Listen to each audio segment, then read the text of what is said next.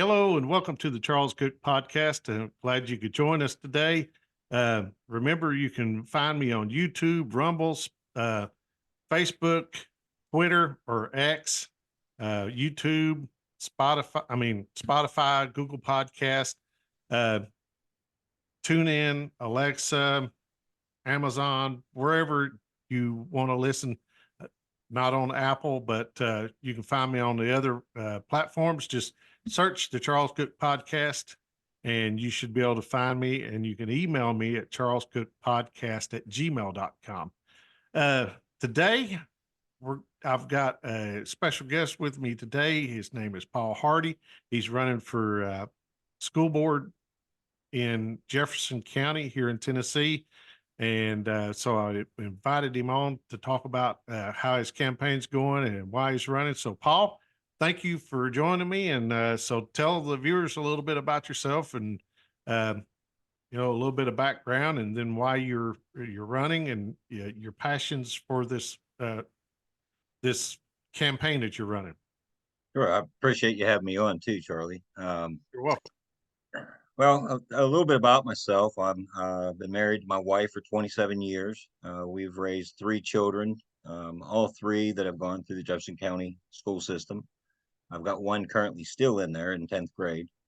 Um, it's been, it's been quite a battle. We've lived here for 20 years. My wife actually grew up here.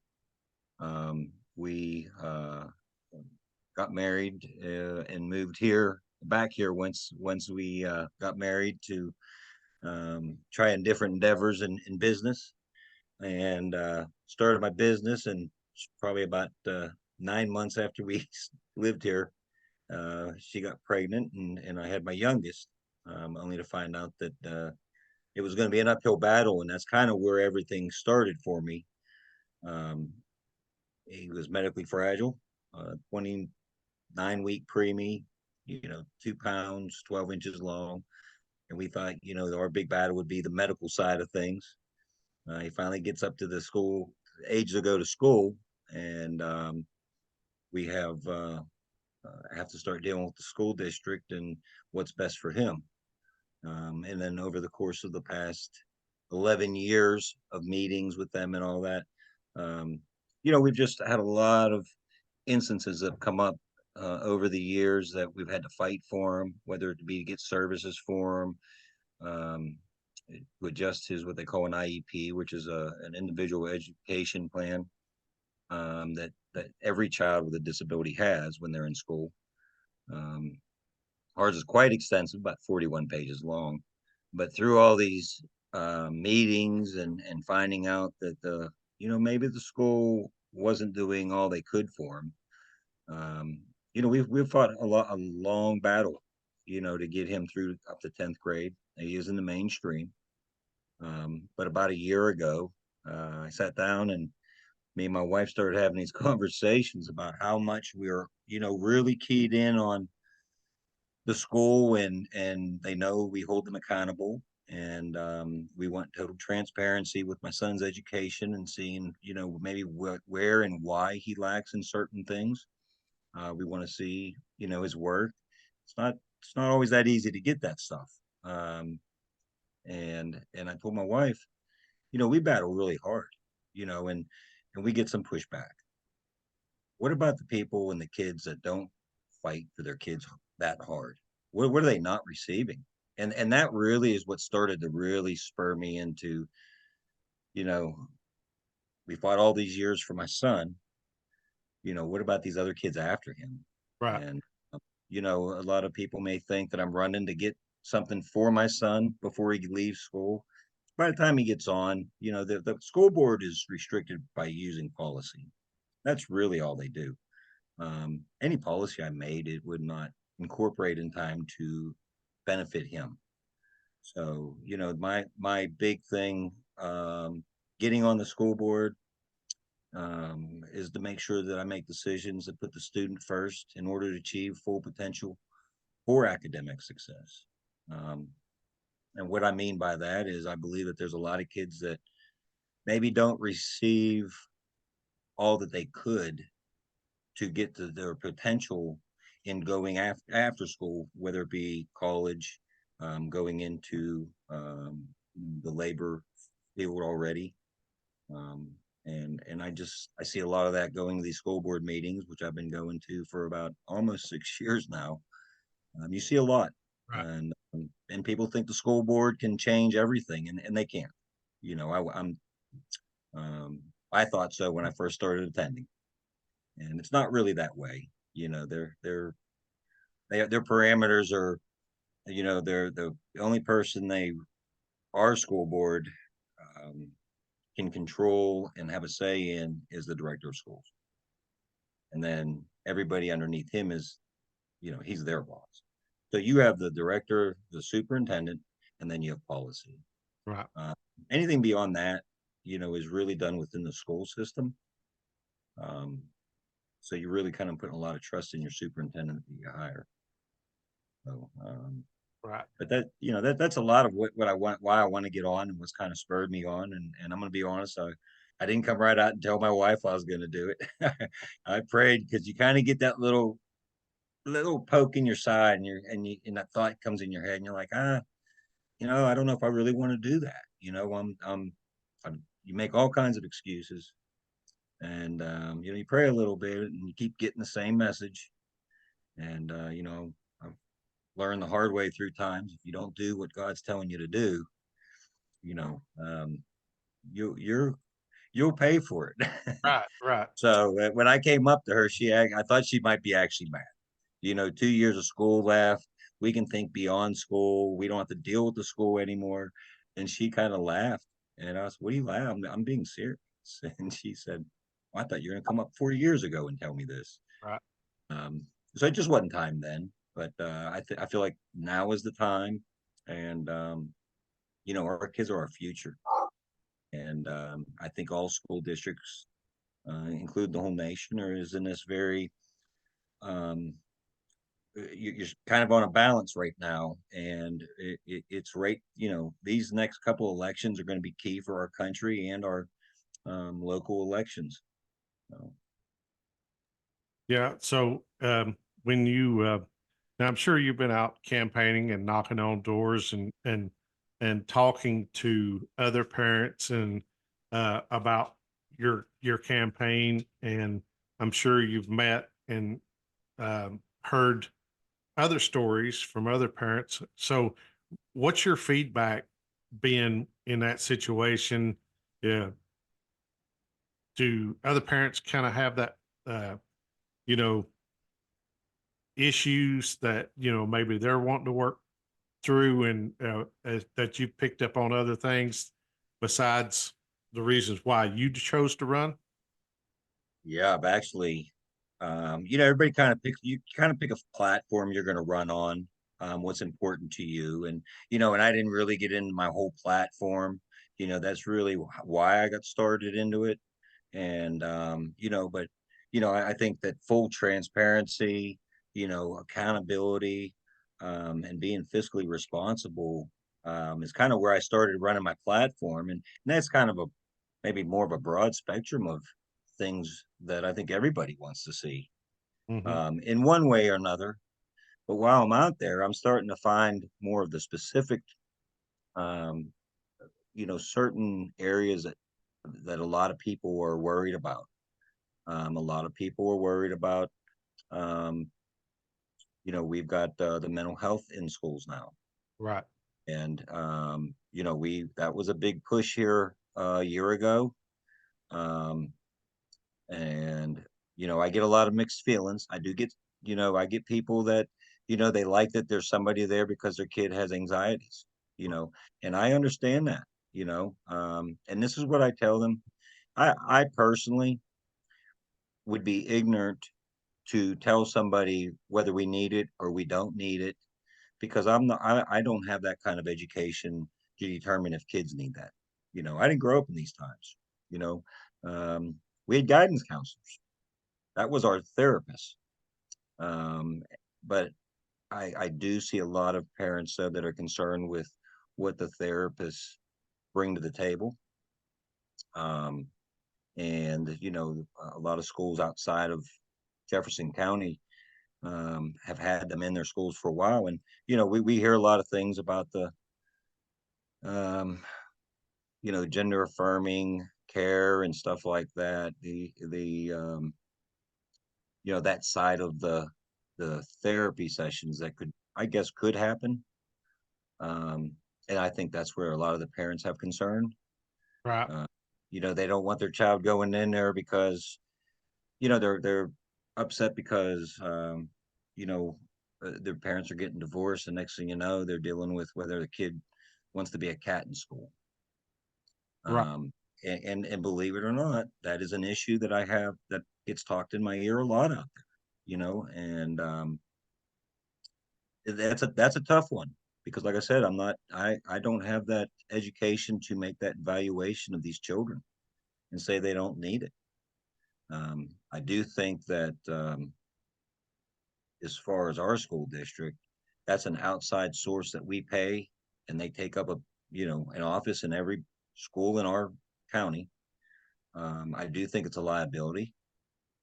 Anytime you bring somebody outside in Hmm. that doesn't work for you, I think is a liability, or you have to know what they are bringing to the table, what they're teaching the kids, what they're talking to the kids about. And, it just takes one person to say something wrong, or something to go bad, you know. Um, do I think all these therapy sessions are bad? I do not. Right. But I also feel that if a child needs 2 or 3 days of therapy, my child has outside therapies outside of school. And in fact, we were told that they had to be outside of school hours or they wouldn't be excused. But he requires 2, 3 days a week in doing different therapies, and we make sure as parents that that's what he needs outside of school. We take him, and I feel the same way. If your child needs that much intensive therapy in the mental aspect, why is it any different than if your child needed to go through occupational therapy, speech therapy, or even a doctor? Right. You break your leg and you go through that kind of therapy. You don't have it done at school. That's intense therapy. You need to have it done outside. Um, and I just tell you too, a lot of people. I've actually had two different parents last week that I came across that they were actually teachers in the school district. And I'm not going to mention names or anything like that, but Right. both of them since then they've quit, because they felt that it was actually hurting the kid's education more than it was helping the kid mentally. Yeah. And I thought, how can that be? And they both said the same thing. These kids are missing. One was a science teacher, was missing 2 to 3 classes a week, every week, to go to his therapy session during school. Yeah. Do You you know, um, do you feel like that maybe more parents would be on board with it if they felt like they were uh, more involved in the decision making and being getting the feedback of what's going on in the therapy? Do you think that that's something that needs to happen at that level? I think when you're dealing with children that are under 18 years old, I think that they're considering a child, and I think the school put into place a 16-year-old, or something like that, that they can make their own decisions or something. But when you're talking about this, any child under 25 years old, their brain hasn't matured. They're being fed things all the way up to then. Someone 21, 20, I have a 23-year-old daughter. And, when we say they're not making right choices because their brains are still growing, Yeah. even at 21 and 22. And so when you take a child that's 14 or 13, I'm very concerned at my child who's, 16, of what he gets fed in school, whether it be in a therapy session or in science. Right. you know.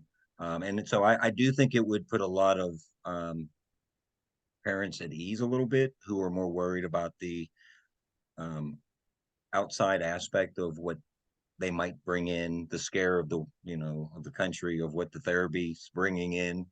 And I do think it would help, but I don't think that they are bound as therapists to um, be able to give that information. Now it's kind of a client patient privilege type thing. You know, what goes on in that session stays there.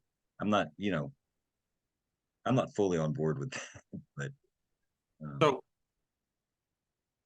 when talking to the parents while you're out campaigning and stuff, uh, a lot of it, grandparents nowadays, a lot of grandparents are raising grandkids and dealing with the school system, and it's a shock to them because nothing was like this when their kids were in school.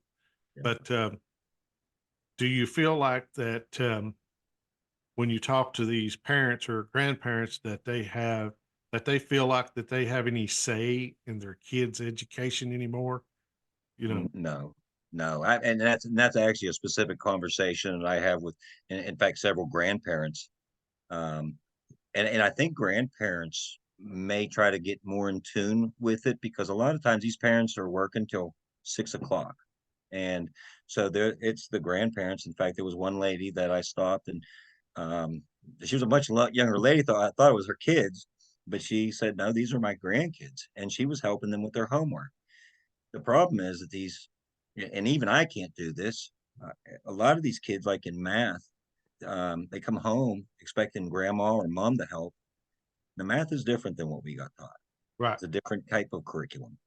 Um, and so it's hard to help them in certain subjects, but I think the grandparents feel like they need to step in and be what mom should be, Yeah, and mom's not home. So I think they are even more involved with their kids' education, wanting to see papers and tests.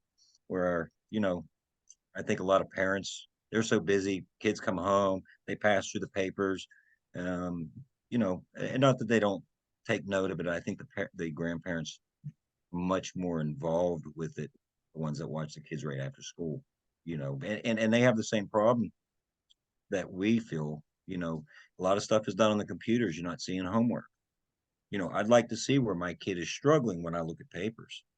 But right. it's hard. You know, you just don't get all that. And I get that's part of the technology today. Um, but there is a downfall with, you know, for parents. Right. You know, Well, and I do know, of course, I've got two sons that are in high school and they'll finish up this year. But I also see, I work a full time job and stuff, and I know kind of what's going on in the industry and stuff. And uh, there's a lot of overtime being worked nowadays. A lot of people. It's hard to find people who want to work anymore. So those that do work are working a lot of overtime. Some are 6 and 7 days a week, and maybe working 20 to 30 days in a row straight. And so a lot of times when parents come home, they're wore out and they're just trying to get through life themselves. And you know, there's a there's a crack there that things fall into, and unfortunately, it's the kids a lot of times that fall into that crack in certain aspects of their lives, and parents miss a lot of that. So that makes it hard for parent teacher communications and working together. I think one of the sad things that we're missing nowadays, and maybe some people appreciate that, given way you look at things, but I think the parent teacher working together, the education of the child, of the kids, of the parents being involved in that, working together to try to meet the goals of getting the kids there. And it seems like it's all on one side nowadays, and the school system has more control. Feel like they have more control, and and in some cases the parents are not involved. They ship them off on the school bus. They come in. That's it. They ship them back the next day. They come home, and next thing you know, they can't believe where their kids at. So that's my take on it. Do you see anything like that? You know, with talking to parents or grandparents or anything. I think a lot of them um, like to use school as a babysitter. you know. And I think that that's kind of what it is. I think a lot of parents think that you send your kid to school, it's a convenient babysitter. Mom can work if she wants to do whatever she wants to do, and whatever the agreement is between the parents who works when, um, and they um, wait for their midterm reports, and little Johnny or little Susie's doing great. No need to worry. And I think as long as everything seems to be looking okay, why upset an apple cart? I think that's the way a lot of them look at it. My kid's doing great. And I look back um, to when my other two were in school, and I was not an involved parent when I really look at how much I'm involved with my youngest son. And I think I had that same notion. Well, the school's doing is, what they're supposed to. And I'm not saying they don't, but I also feel like that we don't tap into the kids enough to let them achieve a higher level. Yeah. And over the years, with my youngest one, we had a lot of times that, I would say, why are we only getting this much for him? He'd be homebound for 2, 3 months. He's immune deficient. Flu would spike up. He'd go home for 2 or 3 months. Well, they'd give him like 3 hours. The first time it was 2 hours for 2 years. And then I said, 35 hours a week, my kid's going to get 2 hours. And after a couple of years, I said, I need to see the law on that. And they were like, oh yeah, it's 3 hours. So you're like, you were dipping me for an hour for 2 years, yeah, this doesn't sit well as a parent. But then you get the 3 hours, and I think, you know, how much more did I get for him? You know, um, eh, when you start looking at how many times you get told, I said, well, can't we get more hours than three? Well, that's all we have to. And I started hearing that over and over. Well, why don't we do more? Because that's all we have to do. He's at their minimal. Once they reach a child to that status of the minimal standard, they're happy. They're fine. You know. And I say this with my child being in the special ed. He's in some mainstream. You know, it makes me wonder how many times did my two older ones could have we tapped into something had I known a little more about where he was at or where she was at. You know, um, so it really does kind of bother me a little bit of where we're at with that level of thinking. You know, it doesn't surprise me why that's why we're at a 38% literacy rate either. Mhm. Um, that's not a very good thing. Well, and I was just sitting here thinking as our conversation is going around, things are different, you know, than when you and I were younger. There's a lot more single parents now, and so kids come home, mom's still at work, you know, dad's still at work, whoever's raising them, and the kids may be home 3 or 4 hours before the parent gets home. You know, yeah, we had that a little bit when I was a teenager, when I was younger, but it's today. It just seems like it's more and more that there's only one parent in the home now, and so there's not the parent is not as involved as they were when we were kids, and that's another place where the education is slipping, where the parent and teacher's not involved because the parents working, and so I think there's a lot of places that were that leads to that 38% that you're talking about. Well, and I'll tell you something else too that as you were saying about how there's a lot of times just one parent in the home. Um, they have these teacher parent conferences, kind of an open house, Right. and they usually do it every semester. And we go up there. You go to the high school. There's a lot of kids in the high school. We got one of the largest, if not the largest, high school in the Tennessee, and we go in there, and the halls are vacant. Right. Teachers are just sitting in their class, and there's nobody walking around. You got 3 hours. or it might be 2 hours to get to talk to all your teachers. And it takes us that whole time to go and talk to all of his teachers. There's 4 classes, 4 teachers. And you never see other parents. I'm not, and as far as you do see other parents, but I'm being really serious at the high school. I think in the fall we saw 10 other families in the whole high school. Well, That tells me just kind of going back to what you were saying though, is it because parents don't want to be involved, or is it because they can't? That 2 hour window, mom might still be trying to come home. Grandma doesn't really want to go up because she doesn't really want to have to deal with the teachers because that's not who she is. You know, I think there's a lot of things that take into play, but I do think that the single family, and I do see it a lot too, a lot more than when I was growing up. Um, I see it a lot, and I think it is affecting kids a lot in their academics. yeah.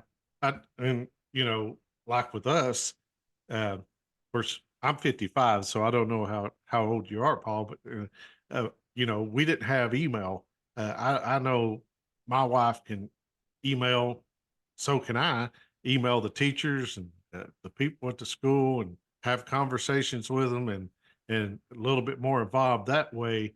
But yeah, so I think one of the goals that should be to try to get more parents involved is try to work around to look at things like that and say, okay, we know that we have parents. It's not the 9 to 5 work day anymore, or 6 to 2:30. A lot of people work a lot of different hours now to try to adjust to that so parents can come at a different time and meet. Still going to have parents that just don't want to do it, but I think working around things like that could get more parents involved. And I Yeah, think, but we also got to know that, you got to let parents be parents. And nowadays that's not always what the school system looks at. So, yeah, and I'll say that too, but, I've never had that problem dealing with the school system with my kids. They've always been very receptive, but in some cases, that's not true. yeah, yeah. Well, and I think parental involvement's probably the key to all this too. Is I don't see the parental involvement, and I don't know if it even has anything to do with the single, parent at home, working late, that kind of thing. And then I just the way I look at it, I started going to school board meetings in May will be 6 years, and I've never served. I just, I started going for my youngest, and I'd gone once or twice over the past. Prior to that, I think 2014 is when I started with my first one and getting up and sweating the second I stood up in front of a crowd. Yeah. Um, but in grief Adam, that's why I was there. And of course nothing comes from that. You don't realize the process. You just think, oh, I can tell the school board they'll fix everything, or I'll tell the superintendent they'll fix everything. It doesn't work that way. But you do that. But over the past 5.5 years, I started sitting in these school board meetings, and probably for the first 6 months I was the only parent sitting there. I mean, you have your administrators, your principals, but I was the only parent. And then something would happen and 2 or 3 would show up, and then I'd be back to being by myself. Um, and then, after about a year, there would start to be another one. And I started seeing that lady showing up every time, and then another one. And you started seeing interest build um, over the past 2 years greatly. I've seen a great interest in them. Um, but, when you're talking about and take away a big issue that's being dealt with it, in just a normal one. If you have a half a dozen or even a dozen, you realistically, I mean, there's 69, a little over 6,900 students. If you multiply that times two, I mean, you're looking at, almost 14,000. So we'll say low 13,000 parents, and only 12 show up to a meeting. You Right. know, it, that's a lack of involvement. And Right. it's the same people you see, you know, um, and it's frustrating for someone like me who says, and I tell people, you know, you've got to have your voice heard. You can't just go and sit there. If you've got a beef, you can call this guy all day long or that guy, but you're gonna have to make it public. You're gonna have to get up there, state your business and why. That'll start piquing interest usually, Yep. you know. Um, Parental involvement is the hardest thing that I see, and I don't know if I get some people. You were talking about me going out and talking. I get a lot of parents that say that they've tried to be involved. They've tried to deal with their problems, whatever the little problem is or big problem is. And sounds like a lot of them aren't being taken care of or taken seriously. And spoke with a lady last week that um, her child had seen something. It wasn't taken seriously. There was no account of it. They still didn't make an account of it. Um, she dealt with it a couple more times, dealing with, talking to people who she's supposed to. She ended up just pulling her child out of school. Yeah. I think parents are just sick and tired of it. And if you don't like it, you're either going to have to homeschool or send them to private school. But parents are starting to kind of go, I'm done with hearing things and seeing things that's going on, and I know it's here, and I'm not going to let my child be part of that. Right. And we've lost, see, 7,500 was like 3 years ago. Now I know you get graduate and some don't come in, but when you're talking about a loss of 600 students, you know, um, I would think that as a school board member, I would be worried because that's funding, Right. you know. Um, and as an administrator, I'd be wondering, are we doing something wrong?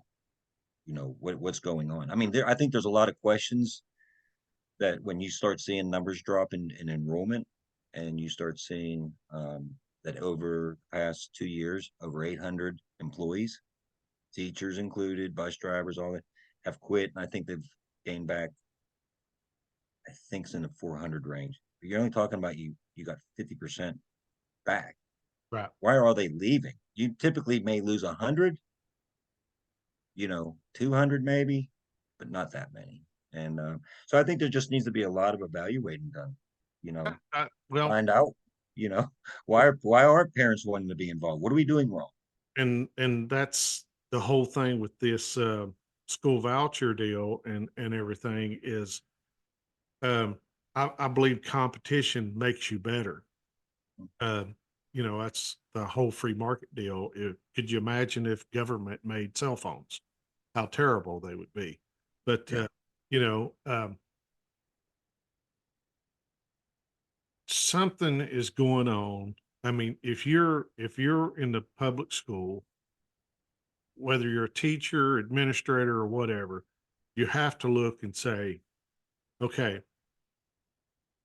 people are pulling their kids out of school, they're homeschooling, or they're sending them to private schools, and we've lost in 5 or 6 years, we've lost a couple hundred kids going to these other places, and you're seeing them pop up more and more. There's more private schools being built, and they're filling up, and people are willing to pay thousands of dollars a year to send their kids with no tax breaks or whatever. They don't get to move those, you know, they don't have vouchers yet to pay for that. And they're willing to do that to get these kids out of public schools. And that should tell people, you would think that that would wake some people up and say, we've got issues that we're not addressing and that we refuse to see, and in order for us to stop the bleeding, we really have to look hard at what's going on. And that starts at the school board level. Mm, yeah. Yeah, that's exactly right. I think that when people endorse something bad, you try to make it not as bad. Right. And, you know, when I think if you're in the administration, you're sitting there, what the numbers are, and maybe don't really want to admit it, or you kind of play them off. Oh, well, those weren't all teachers. Those, and you kind of break them down to how they differ and what, you know, it doesn't matter. You've never had an exit from a school district like this before. And you know, and I think that they all have their own reasons. It's not all pay. A lot of people think, oh, we need to get our teachers here in Jefferson County paid more. I've talked to the teachers. It's not the pay that they're frustrated. And because they understand we're not, another county that makes a whole lot more money. Right. We can't pay that. A lot of them were born here, went to school here, some even went to college here and just stayed, never left the county. Right. And um, they love it here. The biggest problem they have more than anything is the discipline, you know, but, and that may be different than maybe the custodians who maybe don't make enough, Right. you know, the bus drivers, maybe a little bit of both. I kind of get both from the bus drivers, which is a thankless job. Right. I could never be a bus driver, but I think that you just really, if you really want to have something, if you want to make something better, you got to look at what you're not doing good Right. and improve on those. Um, you can't just take one aspect. I know they're working hard at trying to make the literacy rate go up. You know, um, which is a lot of people don't know what literacy rate is. It's more than just reading comprehension, but that's the big thing. And that's what we have 38% here. That's a little over 1 out of 3 kids can read at a eighth grade, read and understand what they're reading Right. at an eighth grade level. Yeah. And 38%, you're looking at counties in middle and West Tennessee that are, over 70%. What are we doing wrong? Why do, I've got ideas like, why don't let's go to these school districts that are doing better and see what they're doing, Yeah. you Well, know? and and the frustrating part is that if we look at the inner workings of county government and stuff, that in most of these counties, anywhere from 75 to 80% of the county budget goes to the school system itself. Yeah, It usually the county school system is the largest yeah, employer in the yeah, county. So if the county's getting that much of the school budget and everything, or should be, if you're looking and you're seeing 38% literacy rate and you're seeing 70 to 80, 75 to 85% of the county budget going to the school system, and you're seeing a 38% literacy rate, there should be questions. What in the world is happening here? uh, What is going on? And I'm not blaming it on the teachers, yeah, because it gets back to, as you said, policy, yeah, policy. What are we doing wrong in our policy? And yeah. that's where the school board members have to challenge the policy and what's going on. So we're running a little bit, probably close to about 40 minutes. So we'll wrap this up. And Okay. uh, got anything that you want to close with before? Well, yeah, I just tell you, I think that you know, through everything of me learning about campaigning and all these different offices, they're all elected. And I think the one big thing that everybody forgets about an elected official is that one, you should always be available to your constituents. Right. That's an elected official. That's the bottom line. Always be available. And I want mine to always know that I will always be available. I have multiple ways of getting a hold of me through, I've got handouts and everybody be getting mailers and stuff, but phone number, email, and I'll get back to people. I don't, we here don't always get that, but they also, you also have to remember who you work for. You Right. know, I personally may feel one way, but if I get 100 calls and they want something else, I'm their voice. And we don't, that's an elected official forgets that a lot. They think, no, I'm going to do what I want to do. Well, your constituents don't want that. Right. And you have to remember that. That's the bottom line. But most importantly, every decision that a school board member makes, he has to make sure that he's putting that child first in his decision. Yes. To me, that's the most important. Well, and I'll say this, It is very important because every decision that these school board members make are ultimately affecting the future because the kids are our future, is the country, the county, the state's future of what we're going to have in the ongoing years. The people, the kids that we're raising up and what we're teaching now is going to be that future. And so we better be getting some things right. Yeah. Well, and that's what I've been telling everybody about that. And this kind of falls right in there is, um, we need to worry about what's going into our kids because later on it's going to come out, Yes. and that's important. Yeah. So, All right. All right, Paul. Well, I thank you for joining me today. thank you for having me. Yes, sir. And glad to do it. And I wish you luck. I know you got a passion for this, and I hope things go well for you. And just keep pushing and getting out there and talking to the folks, and you know, uh, hang in there and hope you the best on election night. So, all right. Appreciate So it. Thank you. everybody, thank you for joining us today. Share this podcast with people in Jefferson County. Let them know that you got someone out there who's willing to uh, get out and fight for your kids, their education, and what they're learning in school and everything. So, with that, I say good day, thank you, and God bless you. And we'll see you on the next podcast.